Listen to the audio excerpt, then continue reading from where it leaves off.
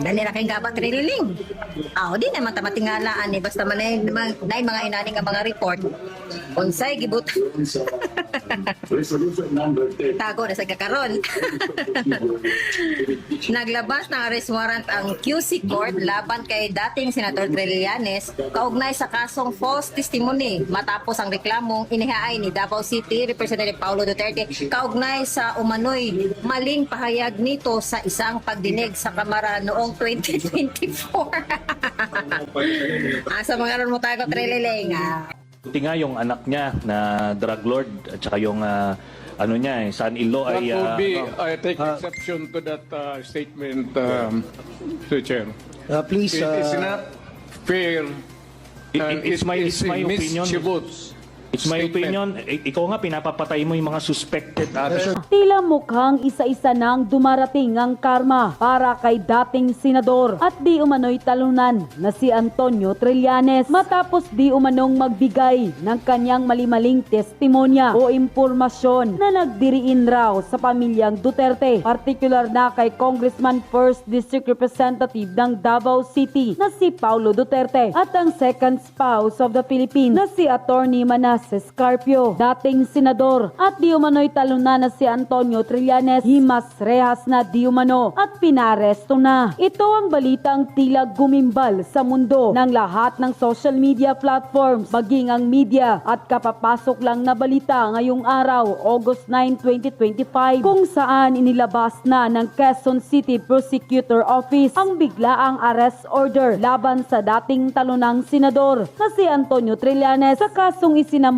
ni Congressman 1st District Representative ng Davao City na si Pulong Paulo Duterte at asawa ng pangalawang pangulo na si Attorney Manasseh Scarpio. Sa biglaang utos at bisa ng Metropolitan Trial Court Quezon City Branch 131 ay kumpirmadong pinatawan at pinaaresto ang senador na si Antonio Trillanes matapos ang kanyang di umano'y mga kasinungalingang pahayag o false testimony na tila nilabag nito ang Article 183 Paragraph 1 of the Revised Penal Code na isinampa sa court by the Office of the City Prosecutor, Quezon City. Kaugnay ito sa umano'y maling pahayag ni Trillanes sa isang pagdinig ng Kamara noong 2024. Matapos suriin ang complaint affidavit, reply to affidavit, counter affidavit at rejoinder affidavit ay idiniklara ng korte na may sapat na dahilan upang magpalabas ng warrant of arrest laban sa senador na si Antonio Trillanes. Nag-ugat ang reklamo sa dating senador matapos akusahan sina Paulo Duterte at Attorney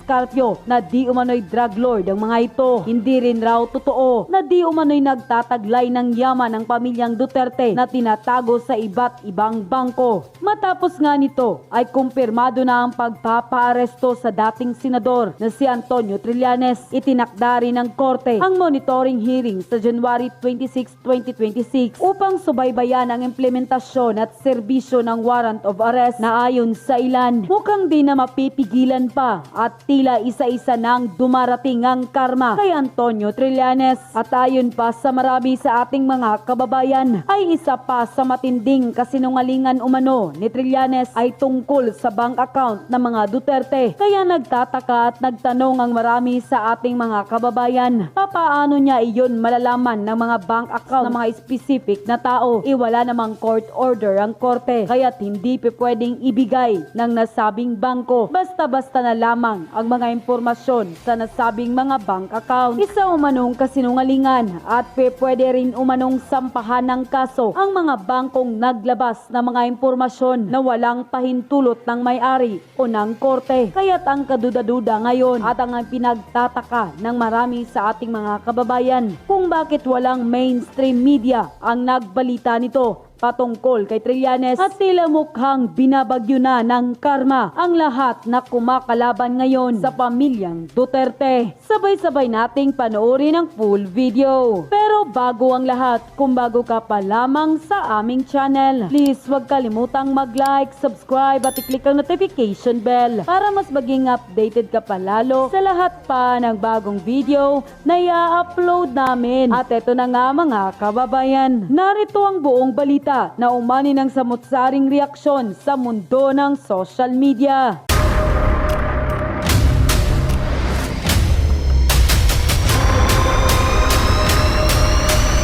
Bago tayo mag-umpisa, baka pwede nyong i-like ang video na to. Malaking bagay ang like sa aming mga content creators. Maraming salamat po.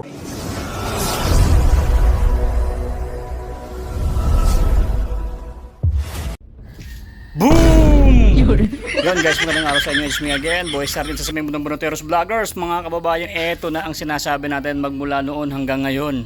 Karma is real. Alright. Trillanes, karma na. Trillanes is maghihimas rehas ba talaga to? Or nakapagpiyansa na si Mr. Trillanes? At sa kabila ng pagkanyang pagpiyansa, tuloy-tuloy pa rin ang kaso sa'yo, Mr. Trillanes, Trililing. So kita nyo mga kababayan no, sa preview, kita nyo kung manghusga itong tao na to, no? Pati about sa mga bangko, no, na marami umunong bank account itong Duterte family. No, pero mo saan mo kinukuha yung mga ganyang mga impormasyon. So ibig sabihin niyan mga kababayan, itong si Trillanes, gumagawa lang siya ng akusasyon na hindi naman totoo, na wala naman siyang ebidensya. So ayan, yari ka ngayon. Warrant of arrest ka kahapon. So ganito mga kababayan, itong ganitong mga tao, no, na talagang kumalaban sa Duterte, unti-untiin na natin yan. Oo, susunod na yan yung iba pa.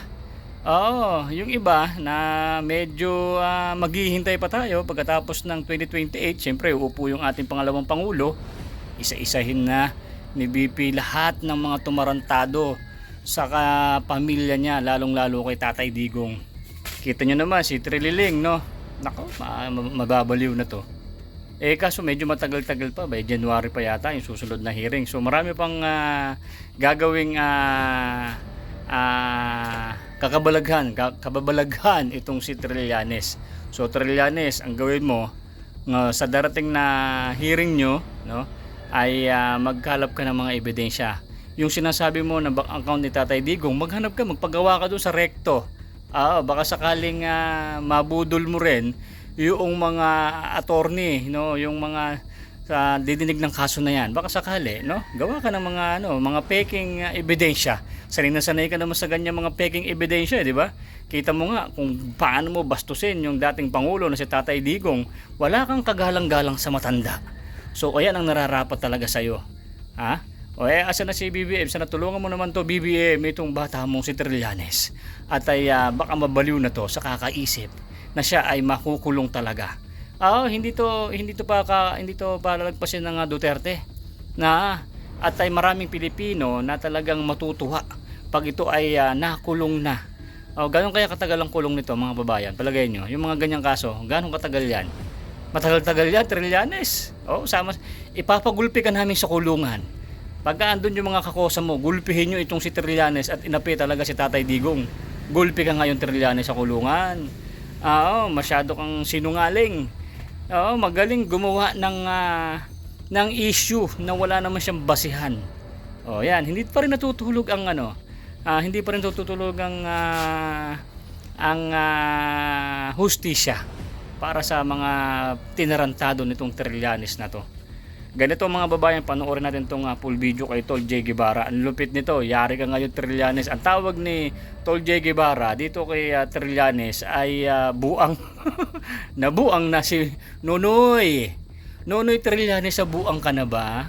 So yan ang sinasabi ko sa'yo. Hindi ka na nga nanalo sa pagka-mayor. Sabi ni Tol J. Guevara, tumakbo ka daw ng senador ulit. Ang kapal naman talaga ng mukha mo pag tumakbo ka pa. Kahit siguro barangay tanod, baka hindi ka hindi, barangay tanod tatanggapin to. Barangay chairman hindi tatanggapin, hindi to mananalo. Wala naman itong ginawa sa Pilipinas. Kung hindi, puro mang-away ganito, manira. Di ba? Wala namang ginawa si Trillanes sa Pilipinas Puro mga pagbibintang, paninira. Wala ka na itulong sa Pilipinas, Trillanes. Yan ang nararapat sa'yo. Itong pag matapos tong kaso na to, guilty ka. Guilty. Si Trillanes makukulong ng 45 years sa kulungan. Napakatagal naman yun, boy. Kulang pa nga yung 45 years. Gawin mo ng mga 70 years imprisonment si Trililing. Sa pagsisinungaling, pagbibintang ng walang ebidensya, nasa kanya lang, sa bibig niya lang lumalabas kung bastusin si Tatay Digong. Walang galang sa matanda. wala ka naman palang tunay na ebidensya at wala ka naman palang pinangahawakang matibay na ebidensya pero makapagbintang ka, yan ang nararapat sa'yo. Himas rehas ka, hintayin mo yan, Mr. Tiriling. So panoorin itong video mga kababayan ha, pag nagustuhan nyo itong vlog na to, don't forget to like at share sa mga kumare ko dyan na patuloy na sumusuporta sa aming mga DDS. At kung hindi ka pa nakasubscribe, subscribe ka na dyan, besh. Wala namang bayad itong pag-subscribe para lagi kang updated sa mga video natin. So ano pang hinihintay mo boy, play mo na yan. Ang ganda nito. Let's go! Buti nga yung anak niya na drug lord at saka yung son-in-law That ay would be, I take exception to that statement, to Chair. Please, It is not fair. and It's my opinion. mischievous It's my statement. opinion. Ikaw nga pinapapatay mo yung mga suspected. session suspended. Wala ka na. Ano? Sani. Pinapagalit eh. Huwag, Sani. Huwag kang mag-ate rito ng ganyan. You do not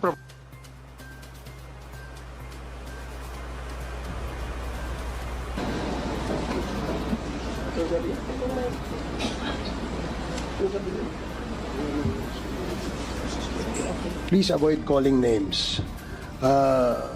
We can conduct this hearing professionally and calmly. So avoid calling names para hindi po tayo magkaroon ng sakitan. Dali na kayong gabang trililing.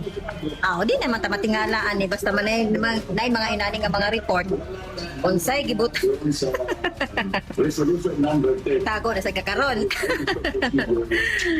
Naglabas ng arrest warrant ang QC Court laban kay dating Senator Trillanes kaugnay sa kasong false testimony matapos ang reklamong inihaay ni Davao City Representative Paulo Duterte kaugnay sa umano'y maling pahayag nito sa isang pagdinig sa Kamara noong 2024. Sa mga ron mo tayo Trililing. Sa kaon man na karon mudagan para ba kang vice president sa di mapagdagan karon nga na naman pugay kaso. Hinahinay na. Ang gawa dili magsaba. Tusos ang naong Merise. May good news ako sa inyo. May good news ako sa inyo. May isang kumag talaga. May isang lalaki na pinatawan ng arrest warrant ng QC Court matapos maggawa-gawa ng kwento na walang kwenta sa mapatungkol sa mga Duterte. Alam nyo, sunod-sunod na yung sunod-sunod na yung karma ng mga ng mga tawag dito, sunod-sunod na yung karma ng mga anti-Duterte dyan ha. Hindi nyo ba naalata? Baka sunod yan, buhay nyo na ha. Ay. Buhay nyo na talaga. At eto nga breaking news na good news sinampahan ng QC Court etong si Trililing ng arrest warrant matapos pong mas maganda siguro kung babasahin natin dito. Wala naman sigurong masama Eto from SMNI gikan sa masa. Naglabas ng arrest warrant ang QC Court laban kay dating Senator Tukmol Antonio Trillanes kaugnay ng kasong Pales ata basa dito, basta yun na yun. Testimony matapos ang reklamong inahin ni Davao City Representative Paulo Duterte kaugnay ng umanong maling pahayag nito sa isang pagdinig sa Kamara. Di alam nyo na lang talaga eto sorry po may sapak po sa utak ang maniniwala sa mga sinasabi ni Trililing. Kadalasan po dyan ay tawag dito puro lang po kasinungalingan ang mga pinagsasabi. Tingnan nyo, nasampahan siya ng kaso kasi sa kakagawa-gawa niya ng winto na walang winta So eto nga si Trililing kamakailan lang din nagbigay ito ng pahayag mapatungkol kay Leni Robredo at kay Pangulong Duterte at kay BP Sara na kapag si Leni Robredo po daw ang tawag dito ang ano ba tong magandang banggitin, kapag siya daw ang naging kung si Leni daw ang naging pangulo baka daw hindi daw ipadala ni Leni Robredo si Pangulong Duterte sa dahig. Kaya mas okay daw si Risa Ontiveros.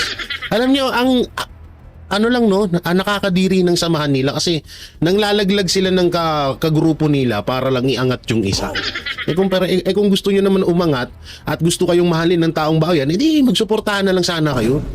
Kaya hindi ka nananalo eh. Hindi, ito, try mo, Trillanes, takbo ka ng senador ulit. Dali.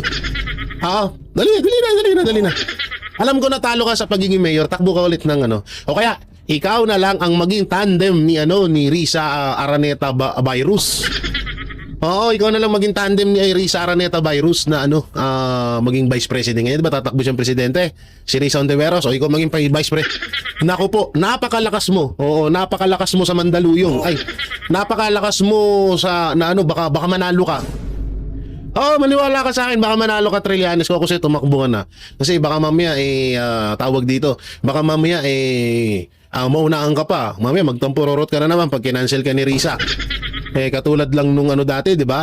Katulad lang nung pag-cancel sa'yo ni Pangulong Duterte. Nung kinancel ka ni Pangulong Duterte na maging vice president, nagtampurorot ka, kaya nagkakaganyan ka ngayon. Di ba? Kaya sa lahat ho ng mga gustong halimbawa lapitan ho kayo ni Trillanes, tanggapin niyo ho agad yan, mahirap po magalit yan. Kapag yan po ay nagagalit, ano po yan? Pag yan po ay natanggihan, nagagalit po yan. Parang si Tory yan, kung si Tory ay bulldog, yan po ay pitbull. Pitbull sa laki ng mata, pitbull sa pagiging matapang, gano'n. Oo, kaya kayo, mag-ingat-ingat kayo dyan. Naku po, pag kinancel niya, naku po. Oo, Lelo, samantalang dito tayo sa mga unahin natin itong panayam ni Sir J. Sonsa, ng aking katukayo na isa sa mga iniidolo ko pagdating sa politics world, sa politics opinion. Yan, si Sir J. Sonsa. So, panoorin natin ito. Basahin muna natin yung, saan yung title? Ang title ay, Jason sa gustong magpatanggal kay Vice President Sara Duterte, talunin sa patas na laban, dumaan sa tamang proseso. Grabe ito, no? Hindi, alam nyo, sa totoo lang, itong title na to, tama talaga to. Bakit ba kasi ayaw nyo na lang antayin ang 2028 election at labanan si Vice President Sara Duterte? Yan yung isa sa mga pinagtatakaan ko din eh. Bakit kaya ayaw nilang labanan si Vice President Sara Duterte, no? Lagi naman sinasabi ni Larry Gadon, ni Trillanes na mahina na si ang mga Duterte, wala na daw kwenta, wala na daw laban, wala na daw supporters. Keso si Marcos Jr. daw nagpapanalo kay Vice President Sara Duterte sa pagiging Vice President. Pero, bakit takot kayo labanan siya sa darating na 2028 election? Yung isa sa mga katanungan dyan na hanggang ngayon ay na-disbar na ng pangatlong beses si Gadon, hindi niya pa rin masagot-sagot. O ito, marami natin. Kapit na 28, talunin nyo. Pag tinalo nyo, wala na. Di tapos na boxing. Tama. Talo si Inday. Pero kaya talunin nyo sa isang patas na laban. Ibig sabihin, dumaan kayo sa tamang proseso. Tama. Pagdating ng February 6, 2026, you file an impeachment complaint, duly certified, verified, with all the necessary probable causes, pieces of evidence attached, and then idaan yan. Pagka-file, i-refer ka agad ng Senate o ng House Secretary General to the Speaker. The Speaker refers it to the Rules Committee. The Rules Committee refers it to the Justice Committee, and within 10 days, and that the Justice Committee provides the accused the proper avenue for her to see the complaint and react to the complaint. And more probably, dumaan sa tamang proseso by way of a committee hearing sa Justice Committee, unang-una to check whether the articles... Pops! Sir Jason sa, baka naku po, nag-English ka na, baka hindi maintindihan ng mga tulonggis loyalistang vlogger. Sir Jason sa, baka hindi maintindihan ng mga vlogger ni Tambaluslaus. Huwag mo masyadong laliman. Mga boplak pa naman yun. of impeachment presented is tama sa forma, tama sa substance, which are required for a tamang proseso sa isang impeachment proceedings na tinutukoy na nitong desisyon sa Torreon petition. Sa sinabi po ni katandem ni former President Rodrigo Duterte na si Senador Alan Peter Cayetano, na sinabi niya na kung gusto nyong ma-impeach, dumaan sa tamang proseso, which is meron pa namang Tama naman. Pebrero sa susunod na taon. Pero nabanggit niya, kung ayaw nating maging presidente si Vice President Sara Duterte, talunin nyo na lang sa 2028. Ano masasabi niyo po rito, Mananjay? Okay, cuentas claras, Anmar, no? Number one, sino ba ang nagsusulong na ma-impeach si Vice President Sara Zimmerman Duterte? Number one, malinaw pa sa sikat ng araw, si Congressman Martin Ferdinand Romualdez ang talagang pasimuno ng kanyang pagpapatanggal. Dahil he sees, no? Si Romualdez nakikita niya na ang pinakamabigat na makakalaban niya sa kanyang obsession na maging presidente. Uy, Yung obsession! obsession na maging presidente ay si Mrs. Carpio, si Inday Sara. So talagang gumagawa siya ng paraan para matanggal siya. Kasi pag wala si Sara, may chance siya. Kahit 1% pa lang siya ngayon, no? Tsaka obvious naman, 'di ba? Tingnan niyo na lang nung hindi sila pinaburan ng Supreme Court. Aba, nag-iiyak. Ika nga ni Jaime Marcos bonjing. May dala-dala pang chupon ng Hindi talaga, alam nyo, kaya nga biglang yung pahayag ni spokesperson House of Representative spokesperson, hindi ko alam kung anong tawag sa kanya. Oo, yung anak ni Abante na spokesperson ni Tambaluslos, no, na wala daw sa idea ni Romualdez na tumakbo daw ng presidente, hindi daw gumagamit ng mga vlog, wala daw TikTok na propaganda. Pero tingnan niyo yung nangyari nung hindi sila pinaburan ng Supreme Court. Aba, nagtataho lang walang iya. Mag-i-English, hindi mo maintindihan. Para sila ng pinsan nilang hinunguya yung mga letra. 'Di ba? So doon talagang pinatunayan mismo ni Martin Romualdez na talagang kaya niya ginagawa ito ay para mapatalsik talaga si Vice President Sara Duterte at wala na siyang makalaban sa darating na 2028.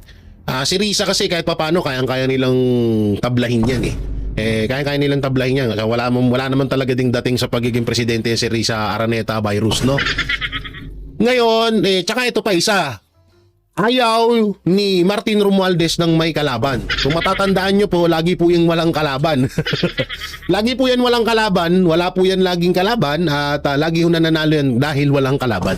Ganun ho kalupit yan si Martin Romualdez. Kaya ngayon, talagang pinupush nilang ma-impeach si Sara para, di ba, kahit papano ma-sure na nila o matatawag na sure win.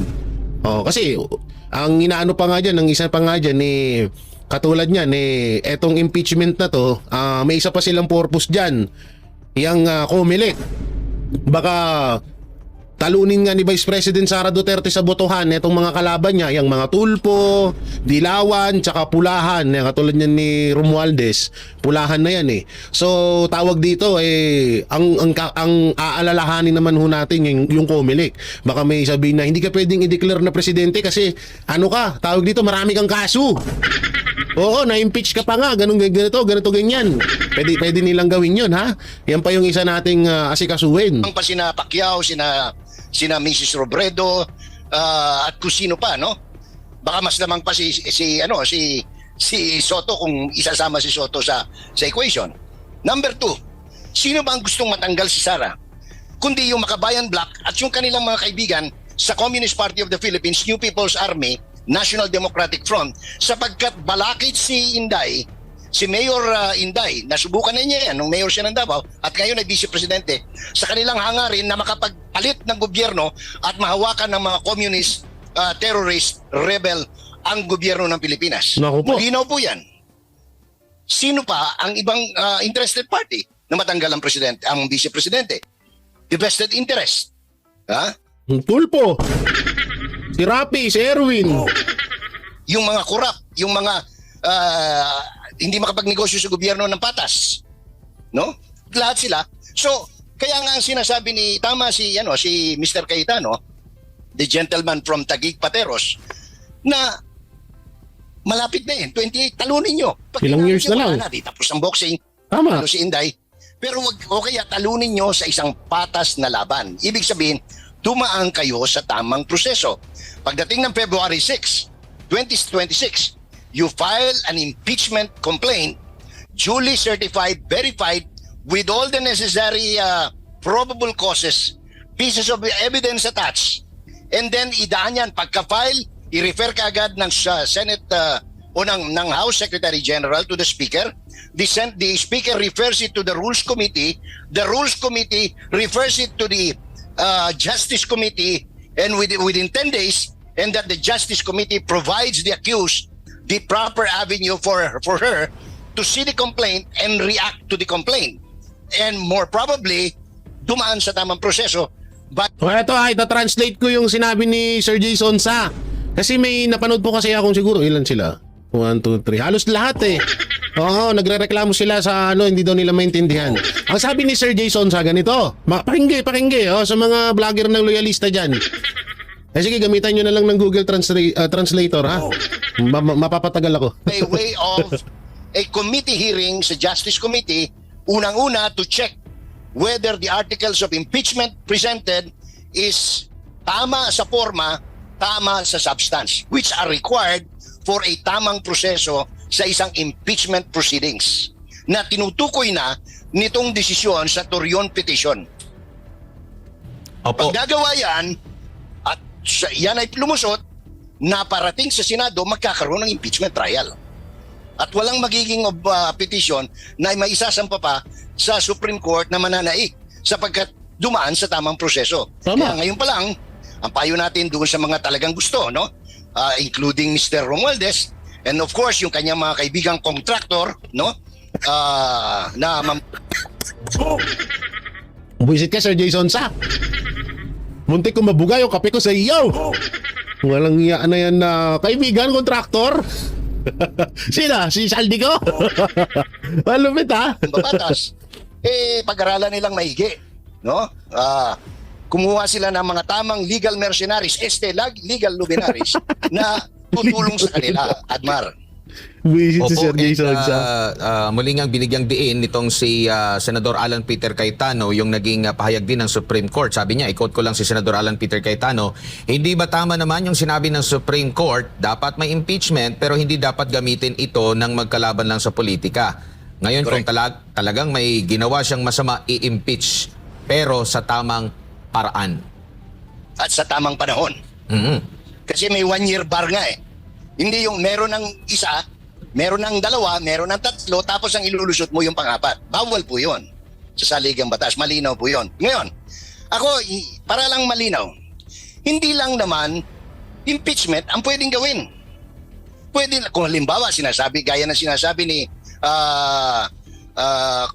elected,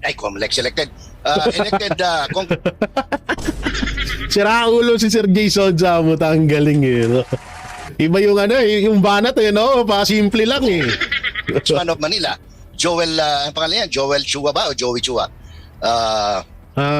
Chua-chua. Ang sabi niya, maraming ebidensya.